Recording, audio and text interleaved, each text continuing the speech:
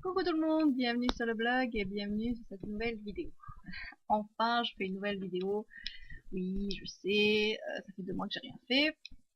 Et à peu près autant de temps que je ne suis pas venue sur le blog. Vilaine moi. Non, bon, c'est vrai, j'ai fait des updates. Sur le blog, pas beaucoup. J'ai eu 2 mois de vacances finalement assez occupées. J'ai eu pas mal de travail. Et donc, bah, me revoici enfin avec une nouvelle vidéo, un nouveau tuto make-up. Donc ce nouveau tuto make-up, que vous voyez là, est totalement inspiré du look country rétro donc de Dolly C'est une palette de la gamme Dolly présentée par Tsubasa Matsumaka. Et comme je trouvais ça assez sympa, ben voilà, je voulais le reproduire et ben, vous montrer comment j'ai fait. Mais comment j'ai fait sans utiliser les produits Dolly mis à part les fossiles. Voilà, donc ce tuto make-up accompagne ma revue des fossiles de Dolly et sponsorisé donc par mon sponsor, logique. Donc mon sponsor, shoppingaddicts.com. Donc voilà, je crois que j'ai tout dit, on peut passer directement au vif du sujet avec le make-up. Alors, dans un premier temps, vous allez appliquer une base lissante sur l'ensemble de votre paupière mobile. Donc moi j'utilise toujours la même, hein, toujours cette bonne vieille Primer Potion Van de Ken.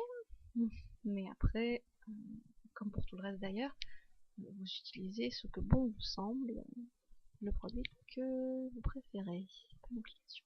L'essentiel étant que vous appliquiez une base lissante pour préparer votre paupière. Pour ce make-up là, je vais également en appliquer sur le dessous de l'œil, tout bêtement parce que sur ce make-up là, je vais utiliser pas ou très peu d'eyeliner et qu'il sera remplacé par des fards à paupières de couleur. Donc pour leur permettre de mieux tenir, de mieux accrocher, je mets d'abord de la Primer Potion. Ensuite, avec un fard à paupières turquoise, vous allez appliquer sur l'ensemble de la paupière mobile en commençant par le milieu de l'œil où vous allez appliquer le fard à paupières en tapotant de manière à ce que le pigment accroche bien et soit plus intense à cet endroit-là que de part et d'autre de l'œil, puisque vous allez étirer le fard à paupières de manière à ce que au coin interne et externe, le rendu soit un petit peu plus léger, un petit peu plus dégradé.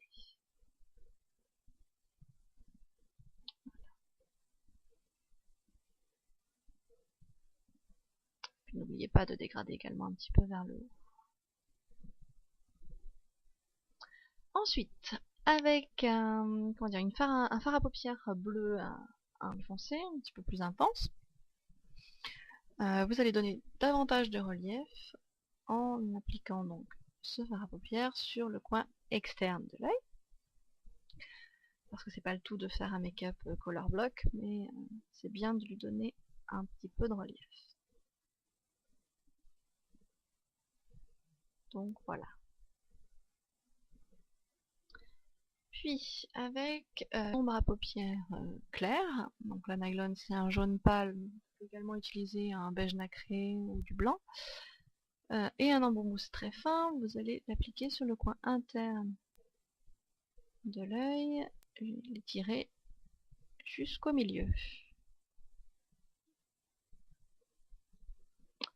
Et rebelote avec un fard à paupières orangé, voire orange vif. Vous allez l'appliquer toujours en embout mousse assez fin, donc du milieu de l'œil, enfin du coin externe jusqu'au milieu de l'œil. J'ai utilisé un fard à paupières Make Up Forever parce qu'il était assez pigmenté. Ce qui n'était pas le cas de l'orangé qui accompagnait donc le duo de fard à paupières Sephora, qui ne marquait pas du tout. Donc ça n'a présenté aucune espèce d'intérêt, surtout pour ce make-up là. Donc voilà. Ensuite, avec un crayon colle noir, vous allez souligner le ras de vos cils supérieurs, hein, comme un liner normal, j'ai envie de dire. Et voilà, vous allez bien sûr l'étirer donc vers le bas, donc toujours dans cet esprit make-up gallo, pour accentuer l'effet œil en amande. Vous allez étirer donc votre liner ou votre crayon colle vers le bas. Puis avec un fard à paupières bleu encore plus intense et encore plus foncé, vous allez poudrer votre trait de crayon. Donc ça va donner un effet un petit peu plus estompé. Et puis bon, mais bien sûr, ça va permettre l'application du crayon avant va permettre à votre fard à paupières de mieux accrocher, de mieux tenir et d'être plus visible. C'est le but du jeu, de ne pas utiliser de noir dans ce make-up là. Et bien sûr, toujours voilà, tirer vers l'extérieur.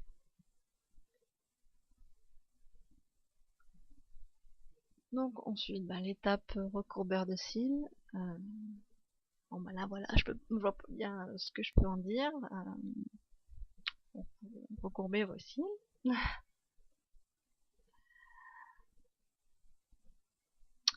Puis étape mascara.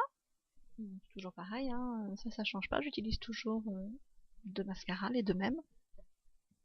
Donc le premier qui va davantage jouer sur comment dire, un effet de volume, plutôt qui va un peu plus épaissir les cils. Et le deuxième qui va davantage jouer sur la longueur. C'est vrai que avec celui-là la différence est flagrante. Donc il est vraiment très très bien pour cet effet allongeant. Zoom Lash de MAC. Ce make-up, donc dans ce make-up je vais utiliser des faux cils mais uniquement pour le haut. Donc évidemment je vais mascarater, oui c'est un verbe qui n'existe pas, mais c'est pas grave. Je vais mettre du mascara donc sur les cils inférieurs. Et donc des faux cils supérieurs. Ça ne se dit pas non plus, c'est pas grave. Quoi qu'il en soit, vous avez compris. Vous allez mettre donc des faux cils. Toujours en suivant, donc, bon, bien sûr on aura des cils, mais en suivant le trait de liner, c'est-à-dire que vous allez décaler un petit peu le faux cil vers l'extérieur et donc vers le bas. Le propre du make-up gallo. Et voilà. Donc c'était assez simple à faire.